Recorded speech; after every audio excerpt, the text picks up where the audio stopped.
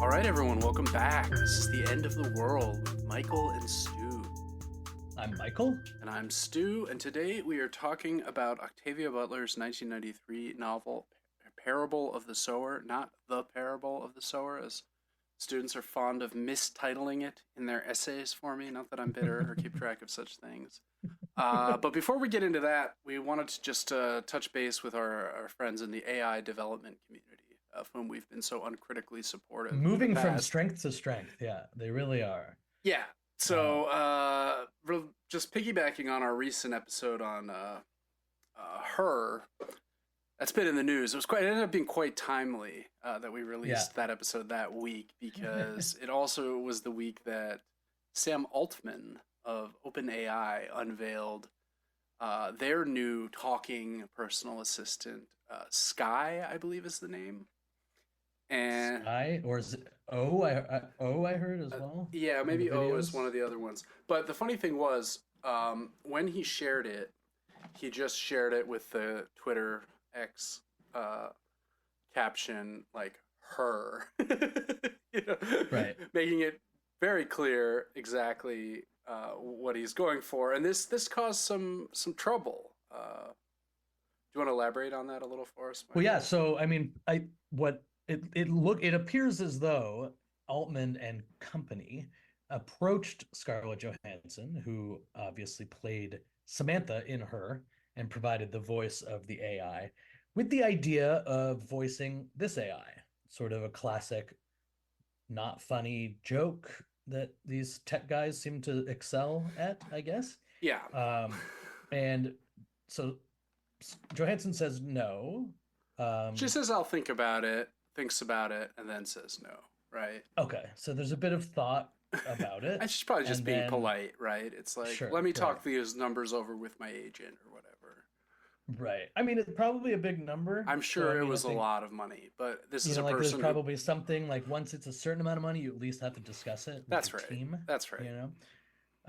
But I think, I mean, I don't know where I stand. I guess we'll get into the ethics of voicing AI in a second, but she says no ultimately. And then, of course, when it gets released, Altman, who I guess, in classic tech boy form, very unhappy with being rejected. Moves fast and breaks most things. Beautiful girl at the ball. Decides to get a little jab in with the tweet Her. Kind of a classic, that's it, that's the tweet moment. Yeah.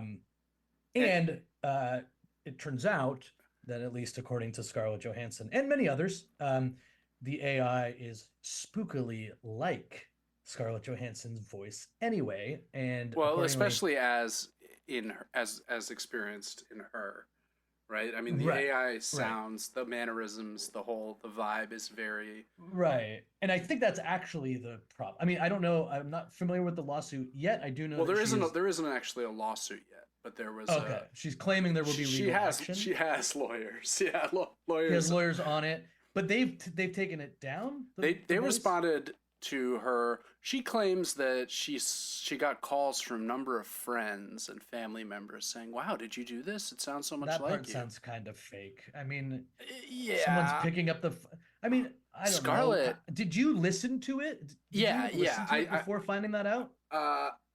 No, I didn't listen to it before hearing about the... Exactly. How many of Scarlett Johansson's friends are like checking out YouTube clips of the new AI voice? I mean, for all we know, they all are. I mean... Oh, please. I don't buy it. I think that part was built in to build her story up. Like, for sure she was checking it out herself after all of this. I refuse to believe her friends. Well, I think we missed one step, which is that Colin Jost is like, "Have you listened to the new chat?" Oh, that's right. That's who she's married to. Yeah, right? That part didn't happen at all. Well, the day before it dropped, apparently, Altman and his people approached her a second time to be like, "Are you sure you won't do this? Well, we've upped the ante. We're going to offer you $100 million, or whatever the number is. I'm sure it's not that high, but it's astronomically high, I'm sure."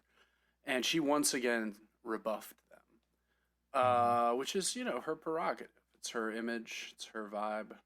She probably has more money than God already. Does not need to I mean, be yeah, I think also like it's reading the probably a reading the pretty reading the tea leaves with this AI stuff that like maybe you don't want to be yeah, like the face of it, especially this early on when we have no clue this early. how many people it's Yeah. gonna put out of work and Right, because how with reviled all it will those like become. earlier incarnations of AI that like started spitting out like hideously like racist, homophobic, like Yeah, you don't want those that types of got things that like coming out learned from just in Twitter your and voice. yeah, they Right. learned from Twitter and got red pilled in like 2 days. Yeah, yeah. Right. So you probably wanted to avoid that, which is fair.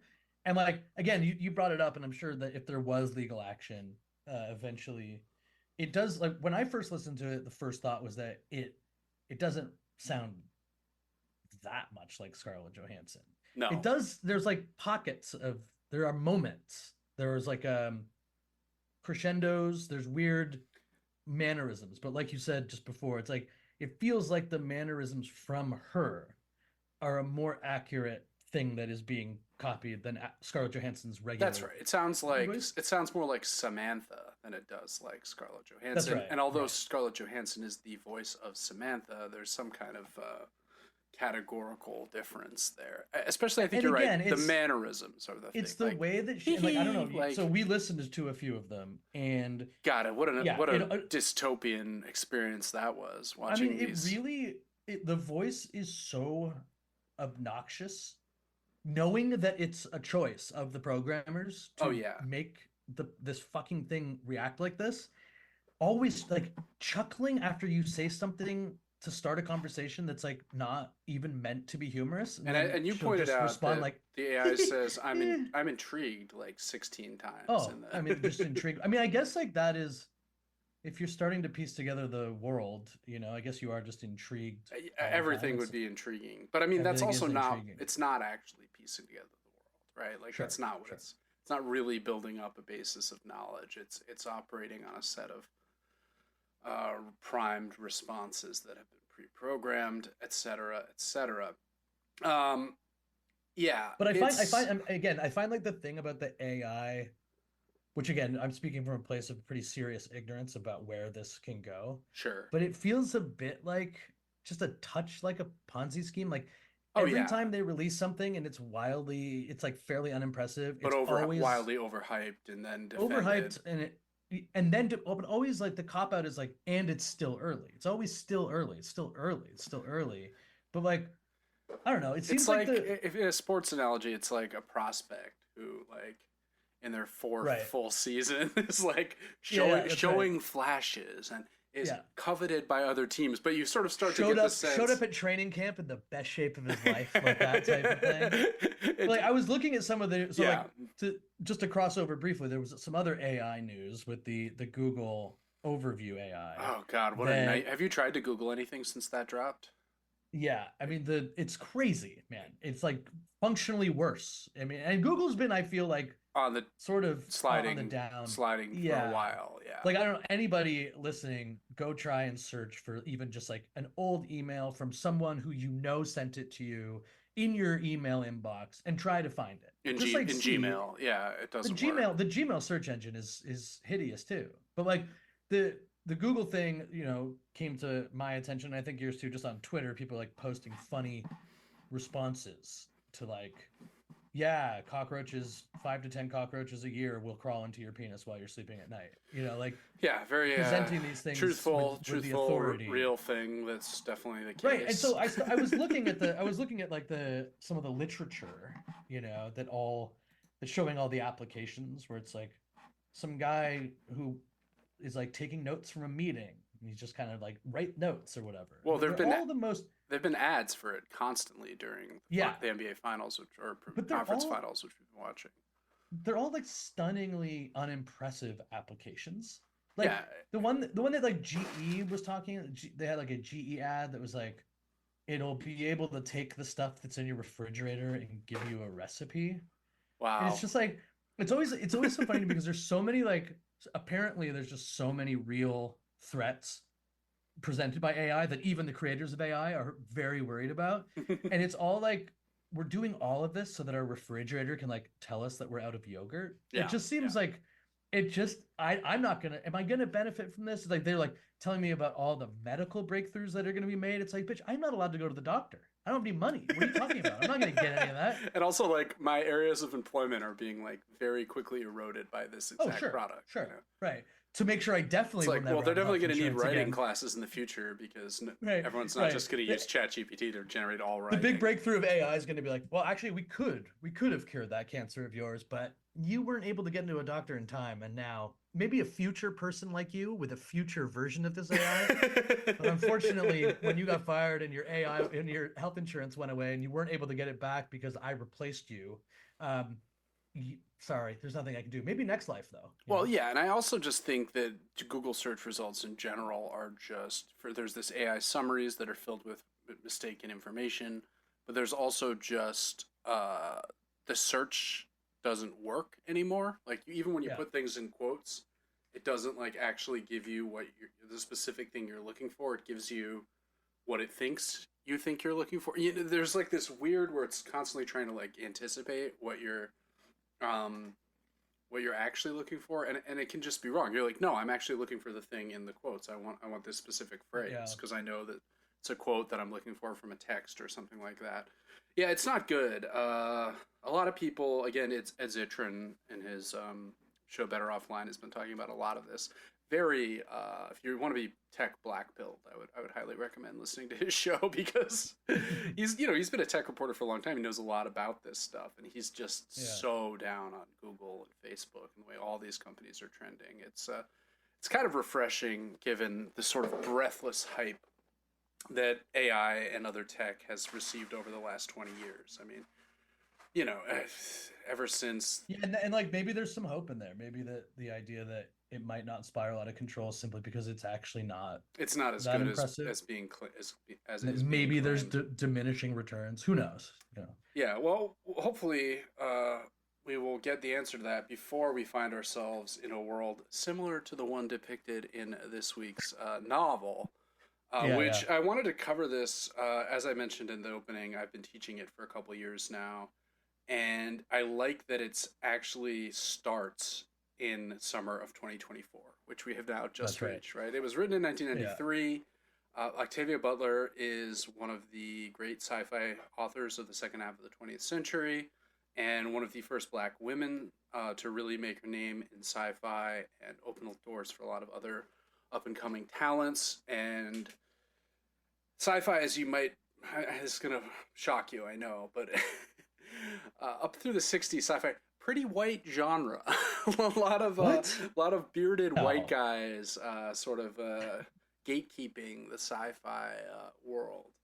Sure. And Butler, along with, of course, Samuel Delany, the great black queer sci-fi novelist who's still alive. Actually, Butler sadly passed away in 2006, but they were kind of the pioneers of like opening up the science fiction fantasy space for more diverse perspectives. And it's still ugly. There's still like Oh yeah. Gamergate esque, you know, things going on in the sci-fi world that are just utterly repugnant. But this novel I thought was good because not only is it set in our present moment, so it's cool to look at like what someone who was very forward thinking in the 90s thought 2024 would look like, but also because it deals directly with climate change and the sort of decline of American society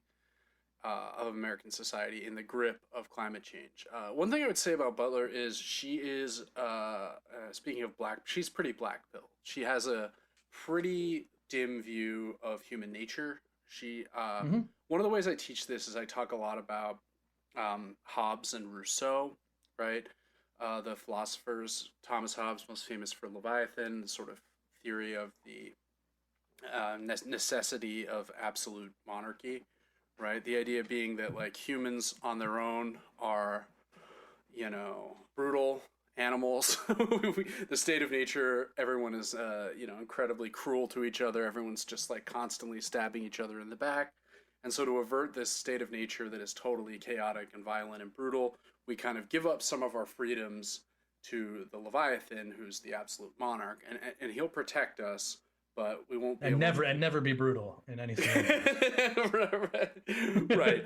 I mean, Yeah, but that's part of what we're giving up. We're like, all right, Yeah. you have the well. I mean, and to some extent, society does work like this, right? We give up Yeah. the monopoly on violence is given over to the police, which always works great and has no problems. Sure. Um, Rousseau, on the other hand, viewed the state of nature in a much more optimistic way. For Rousseau, and basically like one way of thinking about this is Hobbes is saying like human nature is the problem. Society is here to protect us from human nature, right? And Rousseau says the opposite. And this is, obviously extremely reductive. But like in the Social Contract, Rousseau famously opens with like, man is born free, but everywhere he is in chains, right? And the idea is that the state of nature for Rousseau is great. It's the Garden of Eden. We're all like foraging, we're out foraging together. We're Right. dancing. We're celebrating the sun. And it's the creation of society that introduces social stratification, differences in wealth, and other things. Sorry, the cat is like very intent on getting I on think I me. lean in that. If I had to choose one pole, I would lean towards Rousseau's, but simply because I can blame all of my ills on some sort of greater superstructure. It's just holding me down. Right, rather than be like, no, it is original sin, right? You It should is. see what I would have accomplished if not for these chains, Exactly. man. And I mean, like, is either one of them absolutely right? No, of course not. No, But like these are no, competing. And I think that Butler in this novel at least tends to lean more towards the Hobbesian side, right? absolutely. That it Yep. is the state of nature outside of the walls of the city where the characters find themselves at the novel's onset is brutal and horrible, right? So the book follows the story of Lauren Olamina, who's a teenager. I think she's 14 or 15 when the novel starts. She lives in Southern Mhm. California in a place called Robledo, that's a fictional version of Pasadena, essentially. So just outside LA. And she is middle class in this world, in which the middle class is like rapidly disappearing. Her dad is a college professor. Her stepmother is also a college professor. They have some money. They have steady jobs.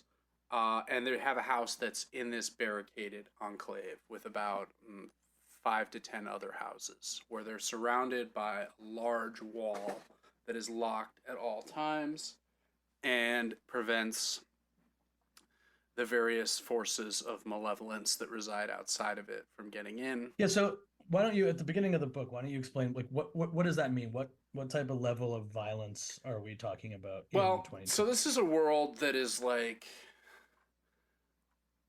similar to our own in some ways, but in which global warming has progressed much more rapidly. Right? Yeah. Is uh, far more poverty and violence than there is in our world, and as I said, the middle class has been eviscerated. But global warming has gotten so bad that it rains only once every 5 to 10 years. Lauren can Right. So only water is a Water is scarce the most commodity. valuable resource, and Lauren can only Yeah. remember one time in her whole life when it rained, and when it did, she ran outside, and it was like it was a miracle. Mhm. There are no jobs left, essentially, that are not completely controlled by corporations that offer very little in terms of benefits. Most And of corporations sometimes actually buy towns and land, right? Yeah, I will talk about that in a minute, but yeah, I mean, essentially, it's a right wing fantasy world Yeah. where all of the power, even the power of the government, has been dramatically reduced. All of the power in this world is controlled by corporations. The Hmm. police are little more than a glorified gang.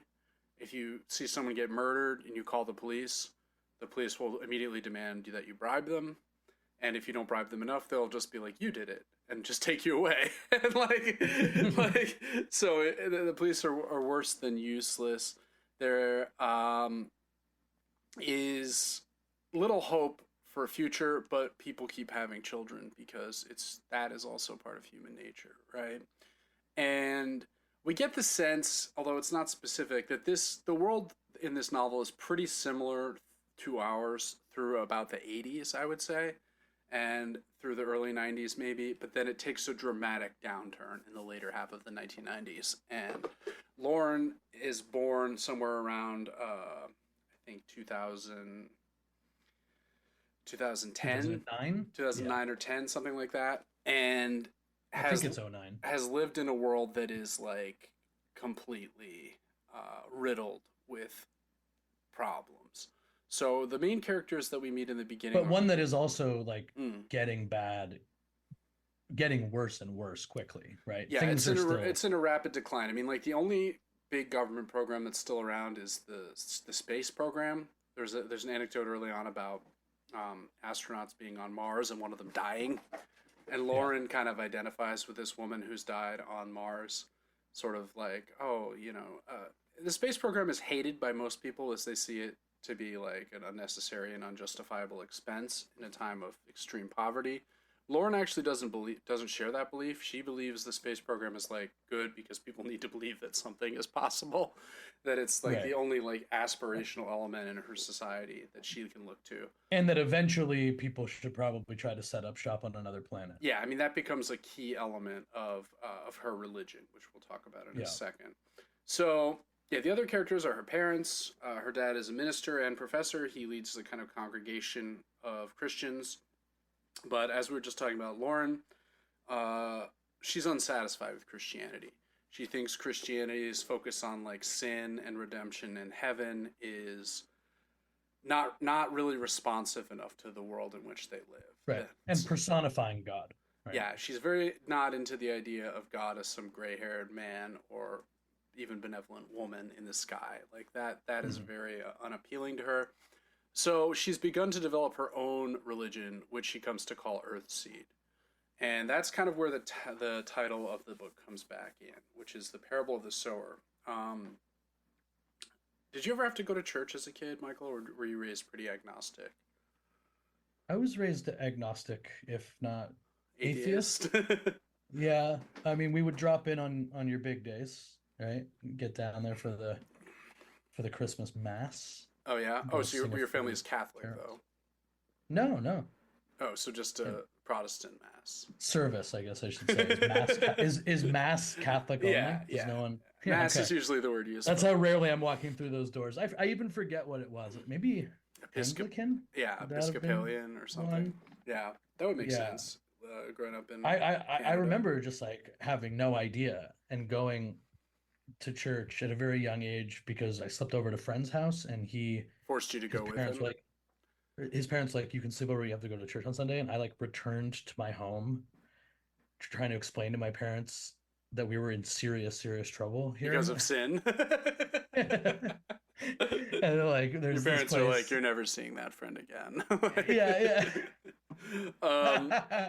Yeah, I mean, Right, that's funny, right? The reverse where your parents are like, that friend's a bad influence. You're going nowhere near they're that. taking you to These church. church-going types. We're having his parents arrested. Yeah. I have interesting religious background. My mom's family is very Catholic. My dad's family is very Protestant. And thanks to patriarchy, I was mostly raised Protestant, but we would occasionally attend Catholic services for weddings and funerals and things like that. My dad became a deacon in the Presbyterian church for a couple of years when I was growing up. Oh, wow. And so when that happened, we had to go to church every week, which I was very annoyed by. It's like, it's Sunday, football's coming on. Like, what are we doing? Yeah, I got to put a jacket and tie, go listen to some blowhard rich guy at a rich guy's church. You guys did the Sunday best attire too, huh? Oh yeah, man, you got to. Well, I grew up in New Canaan, which is like, very Protestant, waspy hellhole. Well, this is the same place where they were teaching you your dessert spoon or whatever. Yeah, exactly. Cotillion. Yeah, yeah. Weird that was I described that as a waspy hellhole, given that we were also going to like dance classes at age 12 or whatever. Yeah, and so I went to church pretty regularly for I think 3 or 4 years, and I even had to go to youth group in the afternoon. That was hell, right? It's like church is over. It's like, all right, now it's time for youth group, where you like hang out with the other kids from the church, who none of whom were from my school. So it was like, our church was drawn from a bunch of different schools. So I didn't know these kids. I had no vibe with them. Sure. It was kind of, looking back, it was kind of fun. At one point, in some future episode, I'll tell the story of my career as a magician, which intersects with the church youth group very nicely. But I was kind of a precocious freak, as you've probably gathered if you listen to this show. So I got really into the Bible and really into like reading it, being like, oh, Mhm. what's going on with all this stuff? And especially into the various stories of JC, you know, our Lord and Savior. Yeah, the one. And you know, it's interesting. We don't have the time to go into all of this, but like, it is weird that this like definitive text of Jesus and the story of Christianity has just four different accounts of his life. Like that's how it Right. starts.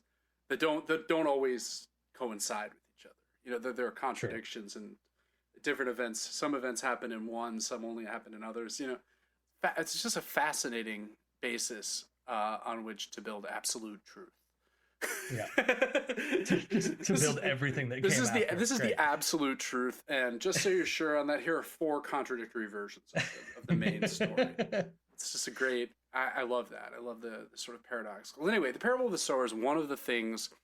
You know, biblical scholars believe that that there was probably some other document, usually referred to as Q, Quelle, or source in the German, that's lost. That was just a book of Jesus's sayings, things that people recorded Jesus is actually saying. And parables are these little stories that he would tell to kind of illustrate his spiritual point. So the parable of the sower is from Matthew 13, and JC goes with his followers and sits down by a lake. Such a large crowd gathered around him, he got into a boat and sat in it, while all the people stood on the shore. It's kind of nice. Jesus is like on a boat, like lecturing to the huge crowds. Yeah. Um, It's got a bit of an Arrested Development feel to it, when they're on the boat. yeah. The banana stand was next to the boat. No. Then he told them many things in parables, saying, a farmer went out to sow his seed. As he was scattering the seed, some fell along the path. The birds came and ate it. Some fell on rocky places where it did not have much soil. It sprang up quickly because the soil was shallow. When the sun came up, the plants were scorched and lay withered because they had no root. Other seed fell among thorns, which grew up and choked the plants. Still other seed fell on good soil where it produced a crop, 160 or 30 times what was sown. Whoever has ears, let him hear. So the idea here is that like the seed in this parable is like the word of Jesus, the Christianity, right? The word of God, and that Yeah, you're gonna. this is the reason why they never stop coming up to you and trying to fucking Yeah, that's right. get. Because you never know when you're gonna like when the seed you That's sow right. is gonna land on good soil. Catch me in a weak moment. Boom, you've got one. Yeah, exactly. And that's why That's Jesus right. calls himself a fisher of men, right? He's out Hmm. fishing for the souls of the those that he wants to save, right? Guys just trying to Um, get on the L train. and so Lauren is having a lot of issues with Christianity, but she's been raised in a very Christian society. So even though she develops her own religion, Earthseed, it has a lot of these elements kind of baked Hmm. into it. The main difference is she doesn't believe, as you said, in a personified God. She's into God is change. That's the real center of her religious belief. And drilling into it a little bit, like Lauren's religion is basically the philosophy of cybernetics, right? She believes that everything that happens is a question of like messaging and interpreting events as they occur as messages, and that knowing how to respond to those messages in a kind of constantly evolving way is the key to survival and into eventually into thriving. And that it interestingly ties in with our AI conversation at the beginning, because you know cybernetics, a philosophy that I've been studying for a long time, developed in the late 1940s and early 50s, and is at the root of a lot of this artificial intelligence stuff that's happening right now. So uh, glad that all worked out so nicely. Um, anyway, the novel could be thought of as having a kind of V structure, where you start at a kind of high point. In the middle of the novel, you're at the very bottom of the V. Everything goes wrong, and then the rest of the novel, you're kind of climbing out of that sort of pit, Yeah. in order to like achieve some new You mean normality. right when they eventually go on their journey? Well, at the end of their journey, they found a new sort of settlement, right? Yeah. And another problem in this world is futuristic drugs. And who doesn't love those, right? Yeah, why Lauren. don't you talk about the Einstein pill So first? That Lauren's one's great. mother, Einstein pill was this drug, not the Da Vinci pill, by the way. The Einstein pill, a real genius, and it gave it was developed as a cure for Alzheimer's, right? Because it helped to restore theoretically people's Hmm. intelligence, but people got hooked on it, started using it recreationally, which has never happened with a legitimately developed drug before. So, and Lauren's mother, when she was pregnant with Lauren, was hooked on this drug. And as a result, Yeah. Lauren was born with a condition that's the most sci fi aspect of this novel. This is a sci fi novel, but it's pretty grounded for the most part. The only really scientific Even this feels possible. a little grounded. It feels possible in this strange way. So she has what is known as a hyperempathy condition, which means that Mhm. when she sees someone getting punched in the face, she feels as if she's getting punched in the face too. When she sees someone really happy, she also feels really happy. She feels all the emotions that she physically sees as they occur around her. Right. And this could be an incredibly debilitating condition given that this is of a world overrun with violence. And as the novel progresses, we see several instances where Lauren has to make the decision to kill someone rather than like maim them. Because if she Yep. just maims them, she's going to be feeling, if she breaks their arm or something, she'll feel like she has her broken arm, broken her arm as well.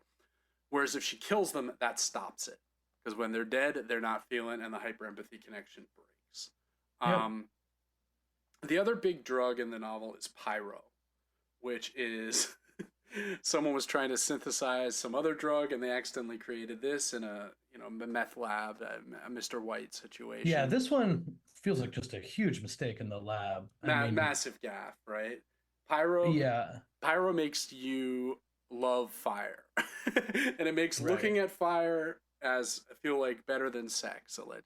Right. So people who are hooked on this take it, and then they just set fires. And given that we've already said the world is like incredibly water Yes, the fires do deprived, tend to spread. Right. yeah, like so, but like horrifying fires become a problem throughout the world, especially in dry places like California that have only become more Right. dry. So But the drugs, I mean, the pyro one has a great use, obviously, in the plot, yeah, right? yeah, The hyper empathy one is so interesting because I feel like it really helps. What I meant by grounded, I mean, obviously, it's not actually possible or whatever, but it gives the main character this ability to feel the world that they're observing yeah, so that they're not exactly. just a hero, because she is set up as like a hero who writes about the world, this prodigy who sees things others don't and sees the new way or sees a new way, a possibility, a hope. But like, especially when she leaves the neighborhood, which we'll get to, but and tries to go north or whatever, um it's a different way of experiencing, I think, a story like this, not just through the eyes of the main character, but instead like through the actual um, limitations of that character and like the problems that are created by having hyper empathy. There's a really interesting moment where you find out that hyper empaths are sought after by slave owners Yeah, because they remain they docile make such so good as to slaves. not. You have to beat up one, and the rest all feel like they're being beaten up That's as right. well, right? That's right. It's And so it creates this docility. Um, Even though they can feel, they end up wanting to avoid that. They want to avoid feeling those things, and they do work. right, Um, and it's the kind of thing where if everyone in the world had this condition, it would be great. But they sure, because then no one would want to hurt anyone because they would know that it would that's hurt right. everyone, right? But that they don't. It's unequally distributed. So the people that are found out to be, and Lauren doesn't tell anyone aside from her family that she even has this condition. It's a huge secret that she doesn't even reveal to her closest friends because they Mhm. understand that it's a vulnerability. A couple things to talk about quickly. There's Lauren's brother. She has a younger brother who's I think 13. His name is Keith, and he's a problem child. He's in a rush to grow up, and his parents are like, he's someone who grew up who's mature physically but is not mature mentally, and he gets into conflict with the father because he keeps sneaking out of their neighborhood. When he does this, the first time he gets beaten up and loses the key, which causes the whole neighborhood to be in danger. So they have to change the lock. It's a big thing. His dad, when he finds him, beats him up further. which doesn't help. And he's bringing back money. He's obviously He's engaged committing in some sort of in crime. criminal activity. Yeah, Yeah. the second time he leaves, he steals a gun, and he comes back with a lot of money, and he gives the money to his Hmm. mother. It should be mentioned that Lauren's mother died in childbirth, and so the mother figure in her life is Corey, who's her stepmother, and Keith is her biological child, whom she favors over Lauren. So when he returns with all this money, she doesn't tell her husband that he's back, Hmm. and he slips out again. Eventually, he comes back after one of these outings, and he tells Lauren that she's like, "Where did the money come from?" And he just basically is like, I murdered a guy. He was stupid. He like walked off the track with me, and I shot him in his sleeping bag, like on the side of the road." And Lauren's horrified by this, and he's also reveals that he's in a gang, and that the only reason he's of value to the gang is because, unlike them, he knows how to read. And the Yeah. gang keeps stealing these high-tech gizmos, like sort of Yeah. metaverse And then he sounding, needs to explain how to use because they them. keep breaking them because they're stupid Yeah. and they can't even read the like user manual. So his only value, his only commodity he has to sell is actually like his ability to read, which Lauren is like, he didn't want to read at all. It took us forever to get him to, like, like he was actually a terrible student. Um, and he's like, I'm a real man now, but he's 13. So it's not a surprise when a week later his body is found he's found murdered, and his body has been, you know, utterly burned. And the only part left untouched is his face, because his face was left as a warning, like, so the people that know him would be like, this is what'll happen to you if you mess with us. Which is tragic, but feels very inevitable when you read it. I don't know. Like, as soon as I saw Keith the first time I read this, I was like, oh yeah, he'll be dead soon. Oh, yep, he's dead. Yeah, it's not I mean, it's not a particularly, and say this to its credit, it's not a particularly suspenseful book. I mean, No, no.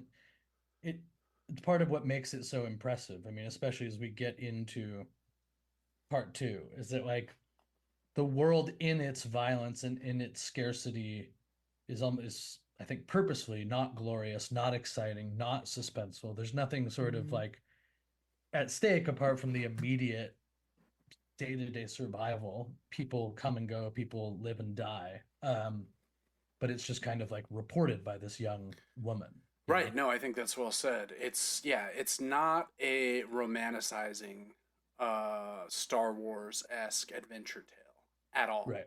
It is a rather grim, and I But it's think, interesting, right? Because it's also not just like fully bleak, no, because no there one's is bothering, this because she's still like fighting creating this against new all of this. religion and building a new. Right. So one day, Lauren's dad doesn't come home from work. No one knows why, and they search for him as best they're able to, but he's dead. He's gone. He never returns. Hmm. Corey, the stepmom, takes over his job, so they're able to keep the family going for a little bit. Um, Otherwise, the community is kind of falling apart. People are getting shot. A young child catches a stray bullet through one of the gates and dies. Um, Robbers break in and murder another family, and an old lady learns that her family was killed, so she takes her own life. It's Things are trending down. It's not going well. Lauren's best friend, whom she tried to warn, one of the most poignant scenes, she tries to warn her, like, look, this neighborhood's not going to work. Like, we gotta learn to survive on the outside. She runs to her parents and is like, Lauren said the neighborhood's not gonna work. Lauren gets in trouble for just being the only person with her head glued on Yeah, that's straight. right. That girl's family eventually leave for Oliver. Oliver, you mentioned a little bit earlier, is one of these towns that have just been taken over by a corporation. And the idea is, with the total Hobbesian bargain, right? Look, you'll give us your land, we'll buy you out. You can stay and work for us. You'll only be paid in company money, like company You'll script. pay rent back to us. Yeah. Yeah, for land that you used to own, Yeah. and they're like, we'll keep the sea from erosion, from swallowing and salinating the entire landscape. Right. And Maybe a working television, perhaps. yeah, and Yeah. you'll get an hour off on the weekend. It'll be great. Right. But for some people, this is the best option. I often ask my students, like, if presented with this Seems choice. like it's the best option for most people where we are. So, you know. Yep. True. And Lauren's like, Dad, this is before her dad disappears, but she's like, Dad, why don't we do that? And he's like, they don't want us because we're black, right? And then when they come to take her friend's family, the stepmom, who really wants to go also, is like, look, one of the drivers is black. Like, maybe there is space, And the dad's just like, no, let's not, Yeah. Trust me, it's going to be even worse for us if we do. That's an interesting aspect of the novel. Like, as I said, Octavia Butler is black, and grew up in the black community in Southern California, was discouraged from going into being a writer by her, her peers, and that's not, it's not something someone like you should just aspire to be a secretary, like this very like dark, gendered and racialized sort of like curb on her aspirations, which she happily was able to surmount, but which is what the book is about in many ways, of course. Well, that's what I was going to say. It's like race is a major theme in the book, but it's not foregrounded in the way that you might anticipate. It comes up indirectly. There's themes that are woven through the story that deal with it, but Lauren lives in a racially diverse community, right? Yeah. There are other black people, there are white people, there are Asian people, and they're all and it pokes its head out more than being like a dictating force the whole time. Like, there's that one conversation where it's like, oh, if you went north to like the white guy, it's like you might be able to get a job as a slave driver. Yeah, and he's like, I wouldn't do that. And he's like, what? I'm not like that. But it's a very interesting approach to like showing the way that world exists. Also, still, despite the incredible everything else scarcity, being so messed up, it's like everything is so fucked up. People are holding on to these which old racial hierarchies. I said to you when I first started reading the book early last week, was that like when you're reading this, and it's interesting. It's 2024. Obviously, it's for us, or it's not this bad, quote unquote, in LA. But like you can really see from some of the early entries of her writing, someone in our world having pretty much this exact perspective of the way the world works. Yeah. No, absolutely. People that don't have access to basic resources, for whom, in terms of like the percentage of her income or whatever they can develop, things like water or real food cost incredible amounts of money. And so they eat processed garbage and sugar drinks. And that to me really stuck with me at the early part of the book. It's like, this is not like when you were talking about like speculative fiction from 30 years ago. It's like, it's interesting. The only thing that it's really off about is that it's more widespread and it's also part of the world. It failed to anticipate certain technology, right? Like, oh, sure. There are no smartphones. There are no. The internet is a much more arcane thing. It exists, but it's limited. If you were to look at a diary of like a precocious teenager in any number of places in the world, it wouldn't sound entirely dissimilar from Absolutely not. Yeah, no, you're right. You're right. The belief that, change is the only possibility for any hope. Leaving, right? The wanting to get out of the neighborhood into anything other than this, it really does feel of the moment in huge sections of this book. Yeah, it's let's just move on to the second half of the novel. Basically, her neighborhood is destroyed by roving gangs of pyromaniacs who paint their faces. There's a little Mad Max quality to them, I think. That's right. And it's like they're like getting off while they're they're just like but they destroy her whole neighborhood. She's separated because of her hyperempathy. She ends up shooting someone during the escape. She's prepared though. She's buried stuff in the backyard that she can go back and retrieve later. She meets two other survivors from the neighborhood, Zara, who's another black woman, a little bit older than Lauren, and Harry, who is a little bit older than Lauren, but is a white guy. And he is the character you were mentioning. They were like, yeah, Harry, you could just go off and be a slave driver. Be a slave driver.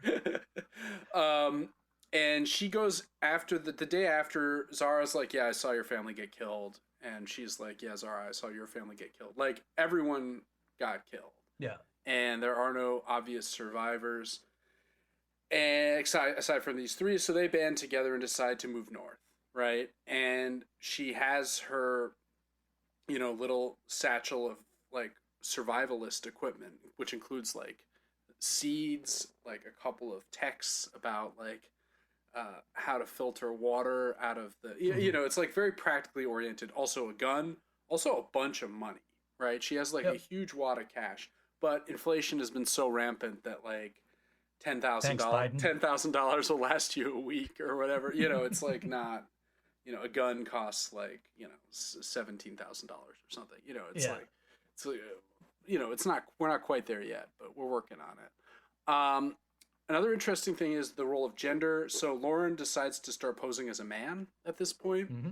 and she's gonna pretend like she's dating Zara, who's a fellow black person, and that Harry is their white friend, because this will attract less attention than the reality, which is that Zara and Harry are dating, and That's right. interracial couples will always draw hatred from possibly from both sides, right? So No matter what state the world is in. the rest of the novel tracks them moving north, right? They have no distinct goal at initially. They just want to go north. So in this way, it is similar to old slave narratives, right? They Hmm. even meet a character called Travis Douglas, who's a very clear Frederick Douglass Yeah. analog, Yep. who taught himself to read by sneaking into the boss of his mom's Hmm. library, and there's all these parallels. He has a wife, Natividad, and they have a small child. They befriend them outside of a water station. The only place you can go to get reliably clean water are these water stations. Uh, Maybe think of the opening of The Postman when he's like with a I'm mule. sorry you had to think of that. Yeah, I was hoping to never think of that again, ever. I apologize. Eventually, they keep meeting people, and Lauren gradually starts converting them to her belief in this new religion Hmm. about of Earthseed, right? And each chapter in the novel, there's a verse from her Earthseed sort of Bible that she's kind of Bible. Yeah. crafting as she goes, and it's good because the the verses aren't like that good, right? like like No, but it's it's I think the realistic. reason that they're good because it's like she wrote them as though she was writing as an 18-year-old, like a teenager thinking that they were onto something, and it comes off as very It's honest and true, but it's as also like a opposed to little like writing it precocious. as like a literary genius at Yeah. 14, which would have just been like a little Right. ridiculous. So one example is like this is from chapter 19. Changes. The galaxies move through space. The stars ignite, burn, age, cool, evolving. God is change. God prevails. And Hmm. it's like, yeah, fair enough. Okay. Yeah, Like, fine. no objections.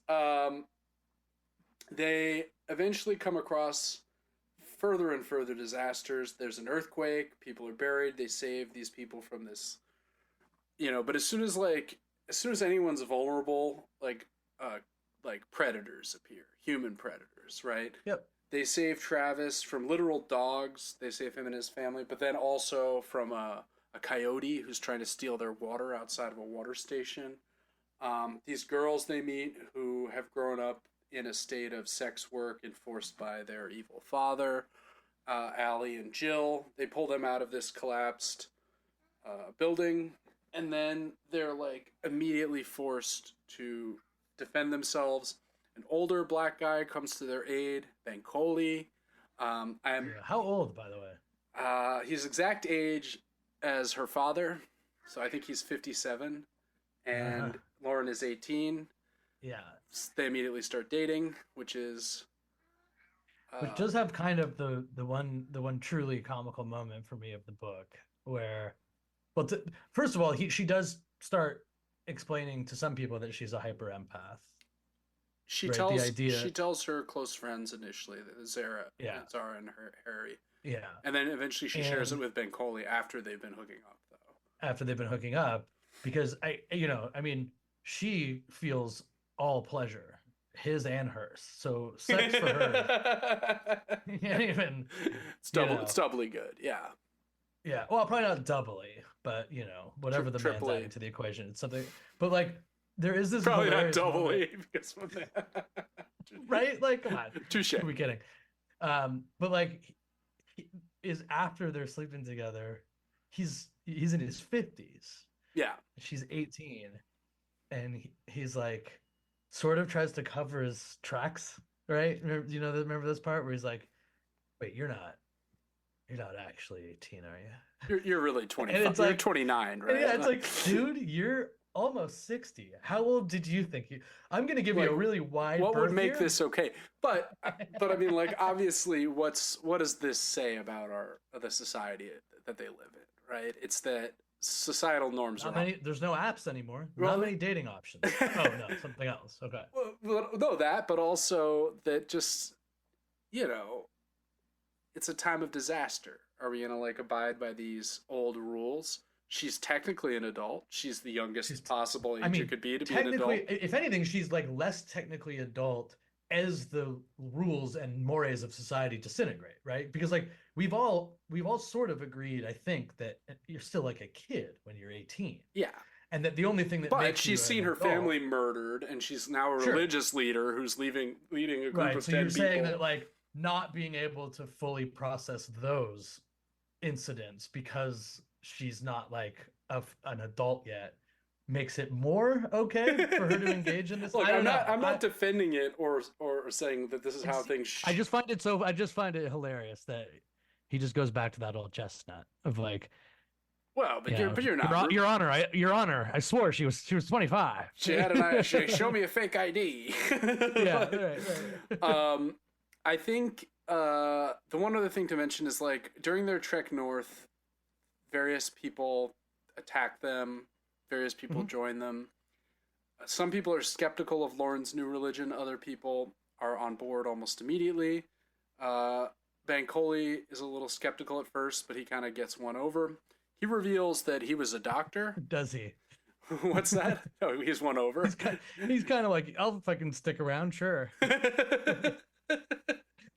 He reveals he's a doctor, and on top of that he owns a big plot of land up north. Which she sort of intuits earlier. She senses that he has a destination. Yeah, and so that becomes their goal as a group to go to his land. And he's like, oh, my sister's there, but there's plenty of room for us. They get there. Sister is, of course, dead, has been massacred, and the house is destroyed. Along with the entire family. Yeah, it's like... Right. And he really wants to go to the cops, even though there's no point to going to the cops. He goes to the cops. Yeah. They shake him down for all the money he has. He leaves most of his money behind. But Harry, the friend, goes to town to try and find jobs. There are no jobs, right? But they decide they're going to make a community called Acorn. One of the themes throughout the book is that Lauren uses acorns to make bread. It's like a non-conventional food source, symbolic of their philosophy of utilizing what is available. Sort of akin to the sourdough craze of the pandemic. I guess. No, but although were people like getting their own sourdough from? No, just.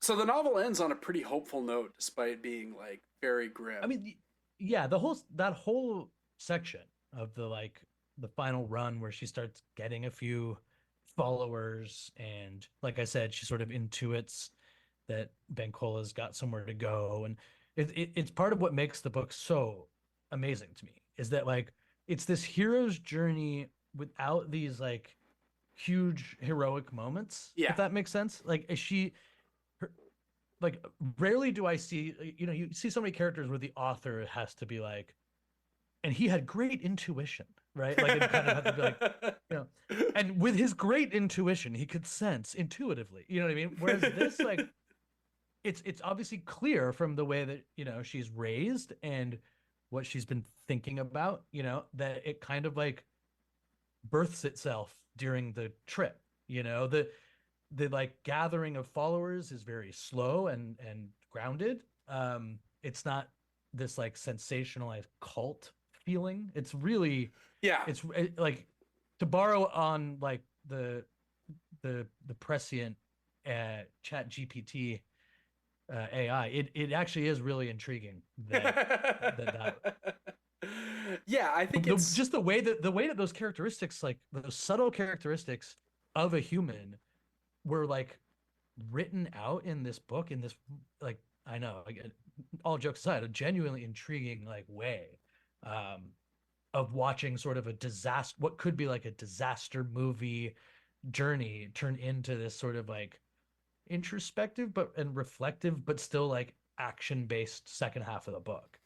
Yeah, and there's a sequel actually, called Parable of the Talents, I think, and it follows up on Lauren's story and like what happens after to these characters, and Yeah. they all die, but no, not all of them, but most of them. Mm-hmm. But there was going to be a five. It was going to be part of a 5-book cycle, but she got writer's block, starting the third one. One of the Really? big goals of Lauren's religion is this idea that it's the goal of humanity to take root among the stars, which kind of aligns her with the sort of Elon Musk, like we've got to move to Mars crowd, in a way that I Mm. think students, when I'm teaching this, find kind of sus. But I Yeah. see it as being like that dream of space colonization is the dream of heaven, right? That they've That's what it came off to me as. yeah, it's It just wasn't. replacing structurally that idea of a promise in the future with a materially potentially possible realization Right. of that, rather than like you're gonna Which is live like it kind with of it's an angels. interesting, yeah, it's like an interesting approach when survival is the only like constant of life that like Well, it's very instead of Darwinian, making, right? Yeah. yeah, so but instead of making the like goal what happens when you die, instead it's like giving you something that humans might actually be able to achieve even though it's unachievable, Right, and but like well, so far, and the third sure. novel that she got stuck writing is, um, was the one that where the people were arriving on another world, and they were gonna like use Right. the Earth Seed philosophy and become their religion, and they were gonna Sure. encounter other life forms, and you can understand why that would be hard. Tough one. It'd be hard to like figure that out, and she died relatively young. I wish she had lived longer because she probably could have come she probably would have come back to this, right? I mean, this Yeah. book was very successful. The sequel also was award winning, and she instead turned to I think the book Kindred, I think she wrote instead, which is about Which uh, was also really very popular, right? popular, very Yeah. influential, very good. Yeah, I mean, so it's it's just her tragically early death that kind of Well, I'm sure we'll revisit her works at yeah, some later I'd time in love this to. We podcast. could look at the sequel, which follows up on this. We could, if there's I think there's an adaptation of the novel in the works, and Hmm. I think she's great. I think despite missing a few things about the future, she was incredibly prescient about a lot, and about the sort of Absolutely. Yeah. privatization of everything, direction things have been tending. Um, Right. so really valuable writer, and if one people should check out if they have not as of yet. For once, we can just give a full throated endorsement of something I know. It's rather rare. than rather than say this is actually terrible, but it's not.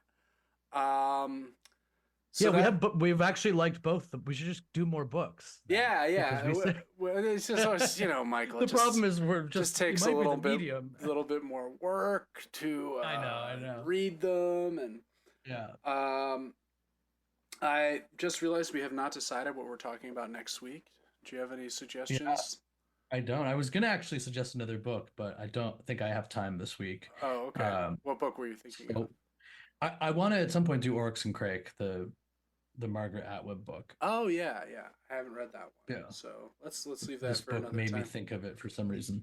But yeah, no, I'm sure we'll just have to announce it since we haven't actually thought of it. We'll just announce it to the Yeah, adoring throngs yeah. via our Instagram page Which you should at follow. yes at the end of the world WMS.